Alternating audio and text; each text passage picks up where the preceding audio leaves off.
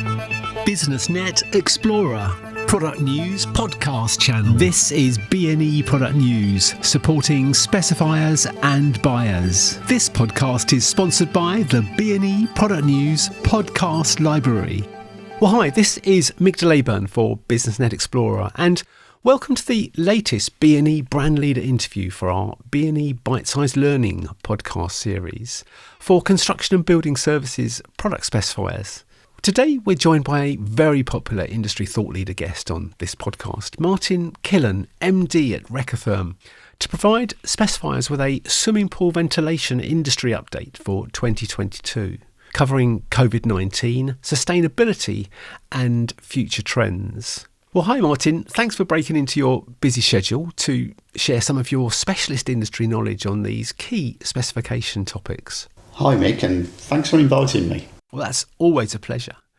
Martin, first, could you give us an update on the COVID-19 situation with regard to swimming pools? We've been working with COVID-19 limitations now for 2 years. And although I know of a number of friends and family that have caught COVID in a hospital, I haven't heard of anybody who have caught COVID in a swimming pool. But we're still advising caution and, as always, recommending fresh air ventilation to control the pool hall environment. Not only because of the COVID situation, but because it gives a better environment and it's cheaper to run. OK, well, let's move on to the increasingly pressing issue of global warming and currently available HVAC options to support sustainability objectives. Yes, we're dealing with the government's attempt to counter the effect of global warming. I think we're all aware that the government will ban the use of conventional fossil fuel boilers in new houses in 2025. And they are actively promoting heat pumps as their preferred alternative. The problem people need to be aware of is that if you buy a 27 kilowatt boiler, it will provide 27 kilowatts if installed correctly. If you buy a 27 kilowatt heat pump, its output will depend on the flow temperatures required. And if it's an air source heat pump, it will also depend on the ambient air temperatures. What you must take into account is that a conventional radiator system would have been designed to run with water at 70 to 80 degrees C. You will not get the same performance out of them if you supply water at 50 degrees C. There are units on the market that can run at low temperatures and provide high temperature water for your radiator systems, but the efficiency drops right off and you'll find your energy bills increasing because you're replacing gas with electricity, which can be as much as 5 times the price. Can heat pumps be used in swimming pools to mitigate the effects of climate change? In the swimming pool environment, we have to keep the air temperature close to the temperature of the pool water. And as most clients want the pool at around 30 degrees C, it can become quite challenging to achieve with water off a heat pump at 50 degrees C.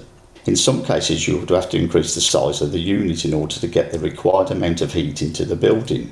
Or you could just accept that the unit will not be able to maintain a temperature of 30 degrees C when it is 0 degrees C outside. In Britain, it is very unusual for the temperature to be below 0 degrees C during the day. So accepting that the temperature will be a little lower, say 28 degrees C, could save you on running costs and prevent you having to buy a larger and more expensive ventilation unit. You may also be able to reduce the size of the heat pump. And I believe that most people would not notice the difference between 30 and 28 degrees C air temperature in the pool hall. I'm inclined to agree with you. What alternatives could be made available? An alternative to the ground or air source heat pump that produces water would be a unit where the refrigerant coil was fitted directly into the air handling unit, therefore eliminating the need to produce water. This is what we at Recotherm have done with the Airem unit, which has all the features of the Airish unit with regard to the control of the pool hall humidity. But instead of being connected to a boiler or air-to-water heat pump, the unit is part of the heat pump. One major advantage of this is that you get substantial cooling in the summer. Well, that sounds good. Are there any cost implications with this alternative use of the technology? Yes, this solution is more expensive than the standard Airish unit connected to a boiler. But given that after 2025 you will not be able to install a boiler in a new home, it offers a real solution with some advantages. We have been working closely with one of the major suppliers of air conditioning units in the UK to give customers an alternative to the air-to-water heat pumps.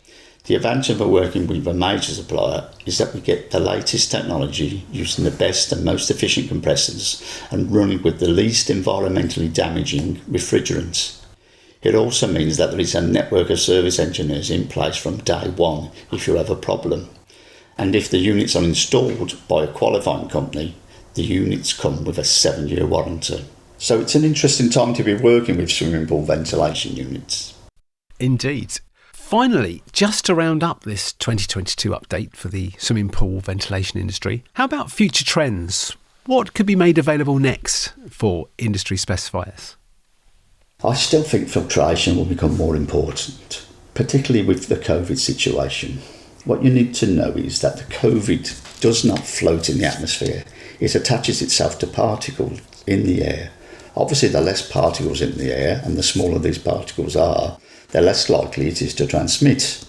We have filters that are 70% efficient at 0.1 micron, so potentially it could be COVID safe.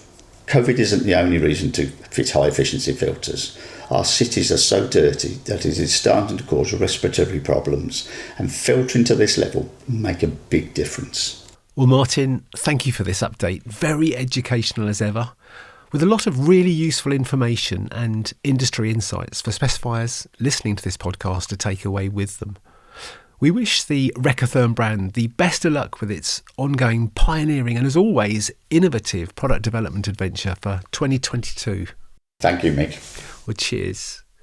For more information about Recotherm swimming pool ventilation systems, please go to www.recotherm.co.uk.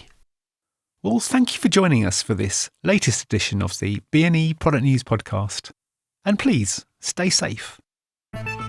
Follow us on Twitter at B&E Product News to keep updated on our latest product news podcast releases, and visit us at businessnetexplorer.com to find more product news and information for specifiers and buyers in the construction and building services and associated manufacturing and energy sectors.